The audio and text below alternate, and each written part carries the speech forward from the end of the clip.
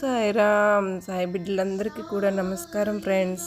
అందరూ కూడా సుఖంగా సంతోషంగా ఉండాలని, ఆనందంగా ఉండాలి అని చెప్పి ఆ సాయినాథుని తరపున నేను కూడా మనస్ఫూర్తిగా కోరుకుంటూ ఉన్నాను.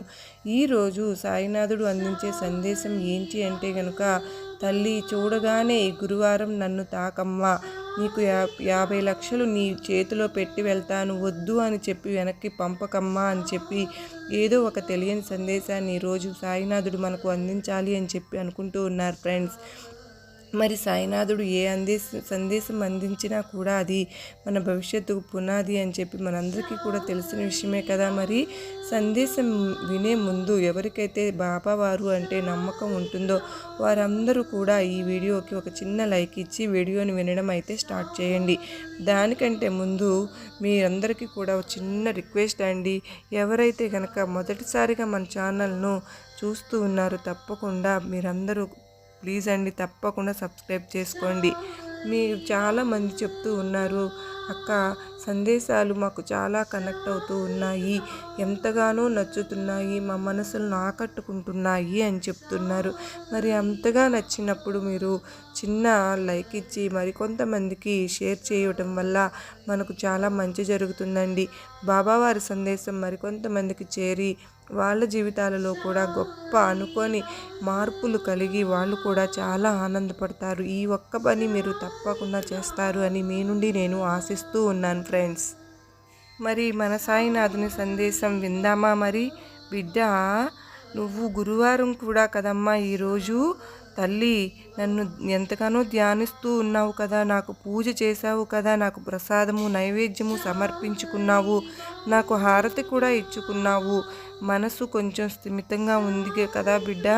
అయితే నీ యొక్క మనసు కేవలం స్థిమితపరచడానికే కాదమ్మా, నిన్ను ఆనందంగా చూడడానికే ఈరోజు నీ ముందు ఈ సందేశాన్ని ఉంచుతున్నాను తల్లి. అలసిన నీ మనసుకు ఏ మనసైనా సరే కానీ సంతోషమే కదా కోరుకుంటుంది తప్ప బాధలను కష్టాలను కోరుకోదు కదా బిడ్డ. కనుకనే నీ జీవితంలో కష్టాలన్నింటినీ కూడా తీర్చి నీ జీవితంలో ఒక కొత్త వెలుగును తీసుకురావడానికే నేను ఈరోజు ఈ సందేశాన్ని పంపిస్తూ ఉన్నాను తల్లి.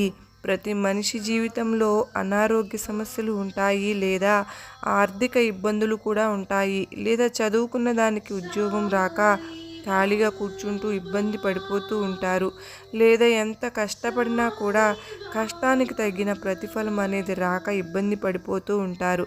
కొంతమంది మానసికంగా ఇబ్బంది పడుతూ ఉంటే మరికొంతమంది ఆర్థికంగా శారీరకంగా కూడా ఇబ్బంది పడుతూ ఉంటారు. ఇలా ప్రతి మనిషిలో ఈ భూమి మీద ఉన్న ప్రతి జీవికి ఏదో ఒక సమస్య అనేది వెంటాడుతూనే ఉంటుంది. కానీ ఈ సమస్యలన్నింటిలో కూడా 50 నుంచి 60-70% సమస్యలు కేవలం ధనంతో మాత్రమే తీర్చుకోవచ్చు. అటువంటి ధనం ఇప్పుడు నీ జీవితానికి అవసరం అని చెప్పి నాకు బాగా తెలుసు బిడ్డ. అయితే దానికోసమనే నువ్వు కొంతమందికి ధనాన్ని ఇచ్చి ఉన్నావు కదా, ఆ ధనం అనేది నీ దగ్గరికి రావడం లేదు అని చెప్పి ఇబ్బంది పడుతూ ఉన్నావు. అయ్యో కష్టపడి సంపాదించుకున్నాను బాబా, ₹1 వస్తుంది అని చెప్పి ఆశపడి ఇచ్చుకున్నాను, కానీ అది అసలు తిరిగి ఇవ్వడం లేదు, వడ్డీ వస్తుందని కేవలం ఒక చిన్న ఆశపడడం నాది తప్పు అయిపోయింది. ఇవాల్టి రోజున నా కష్టార్జితం అంతా కూడా బూడిదలో పోసిన పన్నీరు అయిపోయింది బాబా అని చెప్పి నువ్వు చాలా వరకు మదన పడిపోతూ నిద్ర లేకుండా గడుపుతూ ఉన్నావు. ఇక కొంతమంది అయితే అయ్యో బాబా, కొన్ని చిన్న సమస్యలు తీర్చుకోవడం కోసం, కొన్ని చిన్న కోరికలు తీర్చుకోవడం కోసం అప్పులు చేయాల్సి వచ్చింది బాబా, ఈ అప్పులు తీర్చే మార్గం కనిపించటం లేదు, బయటకు వెళ్తే అవమానంతో తలదించుకుని వెళ్తున్నాము, ఎన్నో రకాల అవమానాలను కూడా గురి అవుతూ ఉన్నాము, చిన్నవాళ్ల చేత కూడా అనిపించుకుంటూ ఉన్నాము, తల తీసేసినట్లుగా ఉంటుంది, పరువు పోతుంది బాబా, అప్పులు తీరే అవకాశం చూపించండి బాబా అని చెప్పి ఎన్నోసార్లు అడుగుతూ ఉన్నావు కదా తల్లి. అయితే మరికొంతమందికి బాగా చదువుకున్నాం సాయినాథ, కానీ చదువుకున్నా కూడా దానికి తగ్గట్టు నాకు ఉద్యోగం అనేది రాలేదని ఇంకొంతమంది అడుగుతూ ఉన్నారు. అయితే నేను ఒక్కడినే సర్వం, ఒక సృష్టికర్తను అయినా నేను ఈ సర్వం మొత్తం నేను చూసుకుంటూ ఉంటాను, కొంతమంది వారి యొక్క కర్మల ఫలితంగా కష్టాలను అనుభవిస్తూ ఉంటారు. మరి కొంతమంది వారి దగ్గర తెలివితేటలు ఉండి ఆలోచన జ్ఞానం ఉండి కూడా ఏమి చేయాలో అర్థం కాక కష్టాలను అనుభవిస్తూ ఉంటారు. బిడ్డ, ఇప్పుడు నీ పరిస్థితికి కారణం ఏమిటో నీకు ఒక చిన్న కథను చెబుతాను, జాగ్రత్తగా విను. ఈ కథ నువ్వు పూర్తిగా వింటేనే ఈ కథలో ఉండే సారాంశం ద్వారా నీ జీవితం అనేది ఎలా ఉంటుంది, ఎలా ఉండబోతుంది, అసలు నువ్వు ఇప్పుడు ఏ స్థితిలో ఉన్నావు అనేది నీకు పూర్తిగా అర్థమవుతుంది. బిడ్డ, అయితే ఒక ఊరిలో 2 భార్యాభర్తలు ఉన్నారు. వారికి ఒక కుమారుడు కూడా ఉన్నారు. ముగ్గురు కూడా చాలా మంచి మనసున్నవాళ్ళు. వారికి ఎవరన్నా ఆకలి అని చెప్పి వస్తే వారు తినకుండా కూడా పెట్టి, అంత మంచి మనసు ఉన్నవారు. తినరు వాళ్ళు, ఒకరికి పెట్టే తింటారు. ఇటువంటి రోజుల్లో అటువంటి వారు ఎవరు ఉన్నారు చెప్పు బిడ్డ. ఉంటే ఎక్కువైపోతే పక్కన పడేస్తారు కానీ మరొకరికి పెట్టడానికి చెయ్యి రాదు చాలామందికి. కానీ వీరు అలా కాదు. ఆకలితో కడుపును మార్చుకునైనా సరే ఎదుటివారికి పెట్టే మంచి మనసు ఉన్నవారు. వీరి దగ్గరకు ఒక ఆశ్రమంలో ఉండే గురువు గారు ప్రతిరోజు కూడా భోజనానికి వస్తూ ఉంటారు. అయితే వీరు ఆ యొక్క ఆశ్రమంలో ఉన్న గురువుగారికి ప్రతిరోజు కూడా వారికి ఉన్నంతలోనే కొంత శుద్ధిగా చేసి మంచిగా అరిటాకును వేసి ఆయనకు భోజనాన్ని వడ్డించి ఆయన ఆకలి తీర్చి ఆయన చేత ఆశీర్వాదం తీసుకుని అక్కడి నుంచి సాగనంపుతారు.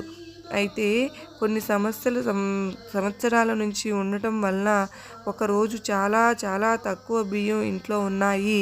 కొంతమంది అంటే వాళ్ళు మొత్తం కూడా 3 కదా, ఈయనతో కలిపి 4 కదా, కానీ ఇద్దరికి సరిపోయేంత బియ్యము మాత్రము కూరగాయలు ఉన్నాయి. ఇక అమ్మకు ఏం చేయాలో అర్థం కాలేదు. భర్తను పిలిచి చెప్తుంది, ఏమండి, మన దగ్గర ఇప్పుడు ఈరోజు సరుకు నిండుకుంది.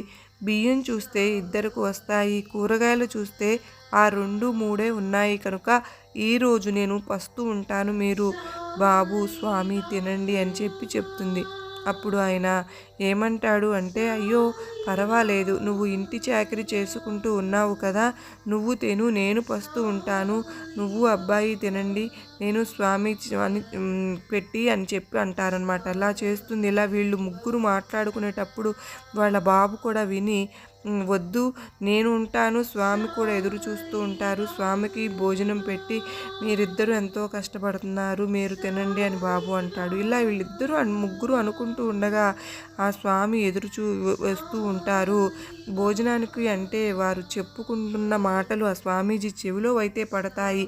అప్పుడు స్వామీజీ మనసులో అనుకుంటారు, ఆహా, భార్యాభర్తలు ఎంత మంచి మనసు ఉన్నవారు, నేను తినను అని చెప్పి నా కడుపు నింపడం కోసం వారి కడుపు మార్చుకోవడానికి సిద్ధపడుతున్నారు. ఇంత మంచి మనసున్నవారు ఇంత పేదరికంలో పుట్టారు, రెక్కాడితే కానీ డొక్కాడదు అని చెప్పి అంటారు కదా, అటువంటి స్థితిలో వీరు ఉన్నారు. దేవుడు ఎందుకు ఇంత కష్టపడే వాళ్ళకి డబ్బునెందుకు ఇవ్వడు అని చెప్పి మనసులో అనుకుని వారు పెట్టింది భోజనం ఆయన కూడా కొంచెమే కావాలని పెట్టించుకుని తిని వారి 3కి సరిపోయేటట్లుగా 4 కూర్చుని ఆ స్వామిని కూడా, అమ్మ మీకు తక్కువ ఆహారం ఉంది అని చెప్పి నాకు అర్థమవుతుంది, మీకు ఉన్నంతలో ఎంతైతే ఉందో అదే 4 తిందాము, అందరికీ భోజనం ఏర్పాటు చెయ్యి అని చెప్పి 4కి 4 ఆకులు వేసి ఆ ఉన్నదే 4 పంచుకుని కొంతగా వారి పొట్టనైతే నింపుకున్నారు ఆ రోజుకు. ఇక స్వామీజీ ఆశ్రమానికి వెళ్ళి పడుకుని అదే ఆలోచిస్తూ ఉంటారు. అయితే ఎందుకు ఇంత మంచి మనసున్న వాళ్ళకి ఇన్ని కష్టాలు ఎందుకు, అసలు వీరి దగ్గర డబ్బు ఎందుకు ఉండదు అని చెప్పి ఆలోచిస్తూ నిద్రపోతారు. నిద్రపోయినప్పుడు ఆ స్వామీజీకి కలలో దేవుడు కనిపిస్తాడు. దేవుడు కనిపించి నాయనా అని చెప్పి పిలిచినట్లుగా అనిపిస్తుంది. అలా పిలిచినట్లుగా అనిపించినప్పుడు ఆ కలలోనే ఆ స్వామీజీ, స్వామి మీరు నాకు ప్రత్యక్షమయ్యారా అని చెప్పి నమస్కరించుకుని, నువ్వు ఇప్పుడు ఏ ప్రశ్న మనసులో మెదలాడుతుందో పడుకున్నావో నాకు తెలుసు అని చెప్పి అనగా, అప్పుడు ఆ స్వామి కూడా, అవును స్వామి, మీరు అనుకున్నది నిజమే, వారు చాలా మంచివారు, ఆ భార్యాభర్తలు బిడ్డ చాలా మంచివారు, వారికి చాలా మంచి మనసు ఉంది, కానీ ఎందుకు ఇంత పేదరికంలో పుట్టారు, కనీసం పూటకు తిండి లేక పస్తులు పడుకుంటున్నారే, ఇంత మంచి మనసున్నవారు ఎందుకు పస్తులు పడుకోవాలి అని చెప్పి అడుగుతారు. అడిగితే దానికి ఆ స్వామి ఏం చెప్తారు అంటే, నాయనా, వారు పస్తులు పడుకోవడానికి, వారి దగ్గర ధనం లేకుండా ఉండడానికి కేవలం కారణం వాళ్ళు ఇద్దరు మాత్రమే అని చెప్పి అంటారు. అదేంటి స్వామి అలా అంటున్నారు అంటే, అవును నాయనా, నువ్వు చూస్తూ ఉండు, రేపు పొద్దున నేను ప్రత్యక్షంగా దర్శనం ఇస్తాను. ప్రత్యక్షంగా దర్శనమిచ్చి ముగ్గురికి 3 వరాలు ఇస్తాను. 3 వరాలు ముగ్గురిని కోరుకోమంటాను. అంటే ఒక్కొక్కరికి ఒక్కొక్క వరం చొప్పున ముగ్గురికి కూడా ఒక్కొక్క వరం ఇస్తాను. మొత్తం కుటుంబం మీద కలిపి 3 వరాలు అవుతాయి. ఈ 3 వరాలు వారిని వారి ఇష్టం వచ్చింది కోరుకోమని చెప్తాను.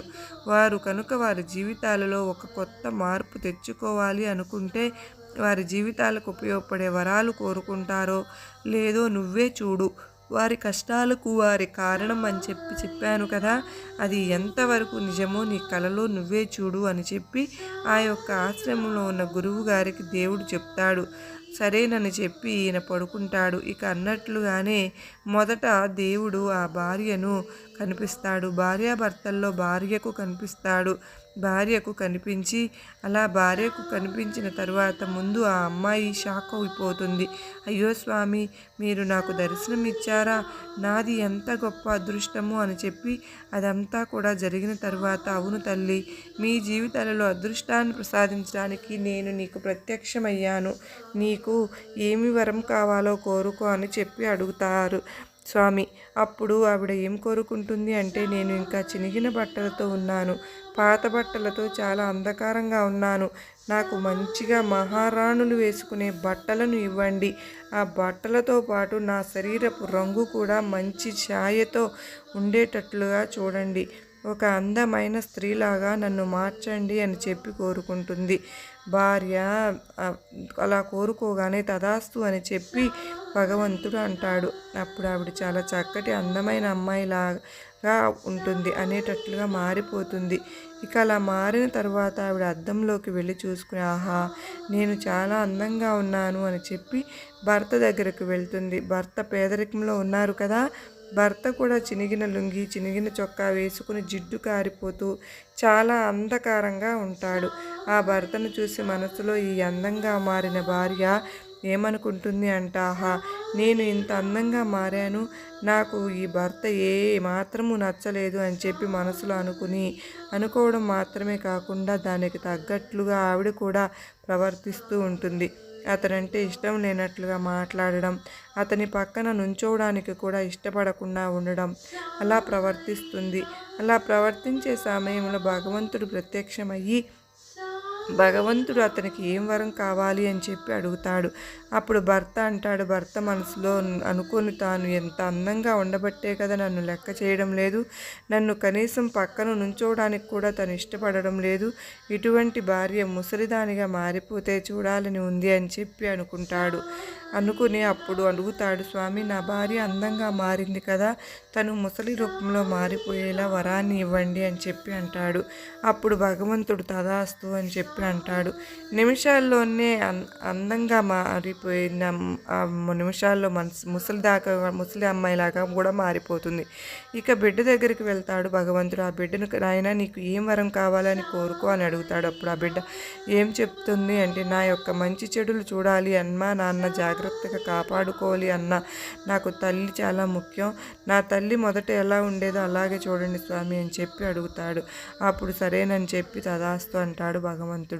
అప్పుడు తన యొక్క ముసలి రూపం కాస్త ఫస్ట్ ఎలా ఉందో తను యథావిధిలో మారిపోతుంది. అట్లాగే ఉంటుందన్నమాట. ఇప్పుడు 3 వరాలు కూడా అయిపోయాయి కదా. ఇదంతా కూడా పక్కన ఉన్న గురువుగారు గమనిస్తూ ఉంటాడు. అప్పుడు భగవంతుడు గురువుగారి దగ్గరికి వచ్చి, నాయనా, చూసావు కదా, నేను వారికి అద్భుతమైన 3 వరాలను ఇవ్వాలి అనుకుని వెళ్ళాను, కానీ వారు ఒక ఆవిడ అంటే ఆ అమ్మాయి ఏమో శరీరం అందం గురించి, బట్టల గురించి మాట్లాడిందే తప్ప నా భర్త మంచిగా ఉండాలి, నా భర్త ఏ పని చేసినా కలిసి రావాలి, నాకు ఈ పేదరికం వెళ్ళిపోవాలి, మా ఇల్లు మంచిగా ఉండాలి, నా బిడ్డ మంచిగా ఉండాలి అని చెప్పి కోరుకోలేదు.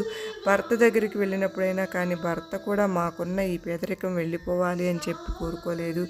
ఏదైనా కానీ వారిద్దరి ఆలోచనలు బట్టే వారి యొక్క పరిస్థితి అనేది, అంటే మొదట నేను 3 వరాలు ఇవ్వకముందు ఎలా ఉన్నారో 3 వరాలు ఇచ్చినా కూడా అలాగే ఉన్నారు. అదృష్టం వచ్చినప్పుడు ఉపయోగించుకోవడం వారికి చేత కాలేదు. ఇప్పుడు ఏమంటావు, వారి పరిస్థితికి వారే కారణం కదా అంటే అప్పుడు ఆ గురువుగారు అవును స్వామి అని చెప్పి భగవంతుడికి చెప్తాడు అన్నమాట. ఇక ఈ కథ ద్వారా సాయినాథుడు చెప్పాలి అనుకుంటున్నది ఏమిటి అంటే కనుక ఫ్రెండ్స్, కనుక తల్లి నీ జీవితంలో కూడా ఎన్నో రకాలైన అద్భుతమైన అవకాశాలు వచ్చాయి. ఈ అద్భుత అవకాశాలు వచ్చినప్పుడు నువ్వు వాటిని ఎలా ఉపయోగించుకోవాలో తెలియక వచ్చినవి వచ్చినట్లుగా వెనక్కి నీకు తెలియకుండానే పంపించేసుకున్నావు. అంటే ఆ కుటుంబం భగవంతుడు 3 వరాలు ఇచ్చినప్పుడు ఎంతో చక్కగా డబ్బు కావాలనో, పేదరికం వెళ్ళిపోవాలనో, ధనం కావాలనో కోరుకుని ఉండవచ్చు. కానీ అలా కోరుకోకుండా వారు ఏవేవో కోరుకుని వారి యొక్క అవకాశాన్ని దుర్వినియోగం చేసుకున్నారు కదా. ఇక్కడ నువ్వు గమనించినట్లయితే నీ జీవితంలో ఎన్నోసార్లు ఎన్నో అవకాశాలు, అదృష్టాలు, ఇష్టాలు వచ్చినప్పుడు అయ్యో నేను ఆ సమయానికి అలా చేసి ఉంటే బాగుండేది, అనవసరంగా నేను వదిలేసుకున్నాను అని చెప్పి ఎన్నోసార్లు నువ్వు కోరుకున్న రోజులు కూడా ఉన్నాయి. ఇటువంటివన్నీ కూడా నువ్వు కావాలని వదిలేసుకున్నవి కావా చెప్పు. కనుకనే ఇప్పుడు నేను నీకు మంచి అదృష్టాన్ని ప్రసాదిస్తూ ఉన్నాను. ఎప్పుడైతే అవకాశం వస్తుందో ఆ అవకాశాన్ని వచ్చినప్పుడు కనుక నువ్వు దాన్ని పట్టుకుని దాన్ని నువ్వు సద్వినియోగపరుచుకుంటే నీకు 50 లక్షలు అక్షరాల ఈ సంవత్సరంలోనే, అంటే ఇప్పుడు ఏ నెల అయితే ఉందో మళ్ళీ వచ్చే సంవత్సరం ఇదే నెలకల్లా 50 లక్షలు అనేవి నీ చేతిలోకి వచ్చి పడతాయి అని చెప్పి గుర్తుంచుకో. కానీ ప్రతి అవకాశాన్ని కూడా నువ్వు సద్వినియోగపరుచుకున్నప్పుడు మాత్రమే, నిర్లక్ష్యంగా ఉన్నా కూడా ఏం మరతనంగా ఉన్నా కూడా పట్టనట్లుగా ఉన్న ఏ అవకాశాన్ని అయినా వదిలేసినా కానీ నీకు అదృష్టం అనేది తలుపు తట్టదమ్మా అని చెప్పి గుర్తుంచుకోండి. కనుక నీ జీవితంలో ప్రతిరోజు ముఖ్యమైనది, ప్రతి అవకాశము కూడా ముఖ్యమైనది, ప్రతి క్షణము కూడా ముఖ్యమైనది, ప్రతి గడియకుతో సహా ముఖ్యమైనది, ప్రతి ఒక్కరూ ముఖ్యమైనవి నీ కాళ్ళ దగ్గరికి వచ్చింది. చిన్నదైనా పెద్దదైనా కానీ కాదు, లేదు, వద్దు, చెయ్యను అని చెప్పి అనకుండా వాటన్నిటిని కూడా నువ్వు సద్వినియోగపరుచుకోగలిగితే నీ జీవితం అనేది ఒక అద్భుతంగా మారిపోతుందమ్మా. కనుక నీ యొక్క అదృష్టం నీ చేతుల్లోనే ఉంటుంది. భగవంతుడు ఎప్పుడైనా కానీ ప్రతి ఒక్కరికి కూడా అవకాశాలు, వరాలను ఇస్తూనే ఉంటారు. ఆ వరం ఏ సమయానికి వచ్చింది, ఎందుకు వచ్చింది, అప్పుడు ఏం తెలుసుకోవాలి, ఏం నేర్చుకోవాలి, ఏది కోరుకోవాలి అని చెప్పి వాటికి మెలకువలు తెలుసుకుని కనుక జీవితంలో మనిషి మనుగడ అనేది ఉంటే కనుక ఖచ్చితంగా ఆ మనిషికి కష్టాలు అనేవి ఉండవు. కష్టము అనేది ఎంతసేపు ఉంటుందో సుఖం అనేది కూడా అంతసేపే ఉంటుంది. సుఖానికి సంతోషపడిపోతూ కష్టం వచ్చినప్పుడు మనిషి దిగజారిపోతూ ఉంటాడు. అలా దిగజారిన క్షణంలో అదృష్టాలు వచ్చినా కూడా పట్టించుకోకుండా ఏమరతనంగా ఉంటూ ఉంటారు. కనుక అది ఏమాత్రము తగదు, అది నీ జీవితానికి మంచిది కూడా కాదు అని చెప్పి గుర్తుంచుకో బిడ్డ. ఈ గురువారం నీ బాబానైనా నేను ఈ యొక్క సందేశాన్ని నీ చెవిన పడేలా చేశాను అంటే కనుక దాని యొక్క అర్థం కూడా అదృష్టం అనేదే. ఆ అదృష్టం అనేది నీ దగ్గరికి రాబోతుంది అని చెప్పి ముందుగానే ఒక సంకేతంలాగా నీకు ఇచ్చాను. గమనించుకో తల్లి. కనుక ఇక నుండైనా సరే అతిగా దేని గురించి ఆలోచించకుండా, అనవసరంగా సమయాన్ని వృధా చేసుకోకుండా చాలా ఆనందంగా జీవితాన్ని ఉపయోగించుకుంటూ బ్రతుకుతూ ఉండండి. అప్పుడే మీ జీవితం ఆనందదాయకంగా మారుతుందమ్మా అని చెప్పి ఈరోజు సాయినాథుడు మనకు చాలా చక్కటి సందేశాన్ని అందించారు కదా ఫ్రెండ్స్. ఈ సందేశం మీ అందరికీ ఎంతగానో నమ్మకం, ధైర్యాన్ని కలిగించింది కదూ. నచ్చినట్లయితే మరికొంతమందికి షేర్ చేయండి. అలాగే మరో చక్కని సాయినాథుని సందేశంతో మరలా మీ ముందుకు వస్తాను. అంతవరకు నమస్కారం అండి. ఓం సాయిరాం. సర్వే జనా సుఖినో భవంతు.